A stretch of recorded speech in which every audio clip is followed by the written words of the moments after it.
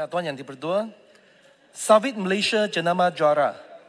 Ekspor sawit hasil yang penting. Kita ingin berladang sejahtera, harus sediakan tanah replanting. Pihak kementerian sentiasa prihatin dan berusaha untuk memastikan kesejahteraan pengusaha sawit, termasuk yang berada di luar bandar dan dikategorikan sebagai pekebun kecil. Sehingga Mac 2024, seramai 441,847 bilangan pekebun kecil sawit di Malaysia, iaitu pekebun kecil tersusun seramai 233,439 dan bersendirian seramai 208,408. Hanya pekebun kecil bersendirian sahaja yang layak untuk menikmati panduan inisiatif tanam semula sawit.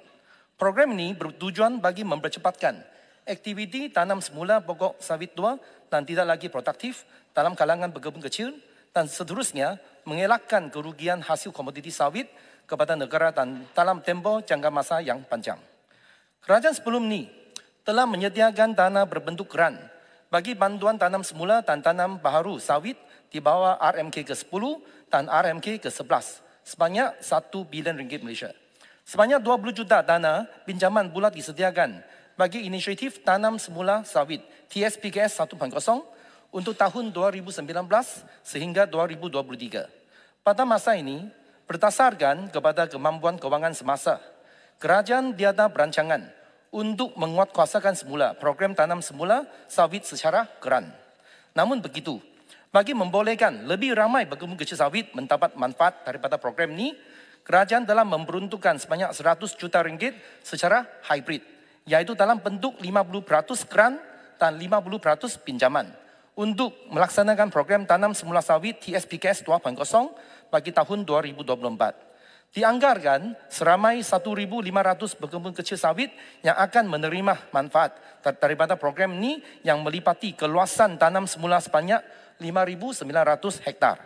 Program ini telah mendapat sambutan yang baik sehingga 12 Julai 2024, seramai 413 pekebun kecil dengan keluasan tanaman 1,725 hektar melipatkan nilai pembiayaan sebanyak 26,93 juta ringgit telah diluluskan oleh Lembaga Minyak Sawit Malaysia MPOP.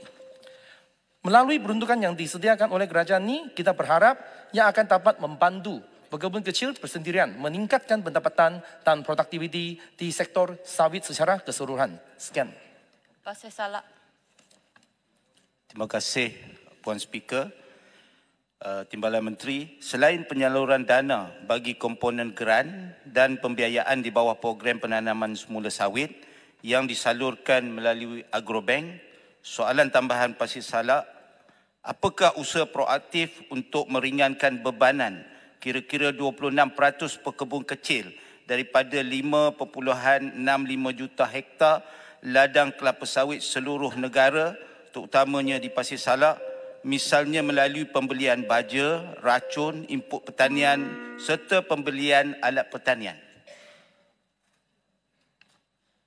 Ya, untuk makluman Pasir Salak, untuk bantuan-bantuan yang berbentuk lain, yang salah satu yang paling recently, yang paling baru diperkenalkan adalah Budi Madani, yang untuk menolong pekebun kecil dalam menembusi tanggungan kos untuk penyasaran semula visa ini. Dan selain daripada ini, yang untuk hasil untuk bantuan dari segi input pertanian, sekarang kerajaan ini berdasarkan kemampuan kewangan yang sedia ada, kita tak ada program yang seumpama, walau bagaimanapun kita sentiasa menolong dari segi KPSM, koperasi, melalui spok atau koperasi supaya pekebun kecil ini dapat manfaat. Seperti contoh, kita akan memberikan pusat timbang untuk KPSM dan juga untuk menolong pekebun kecil ini untuk mendaftar untuk MSPO secara Tampin. Terima kasih Puan Yang Dipertua.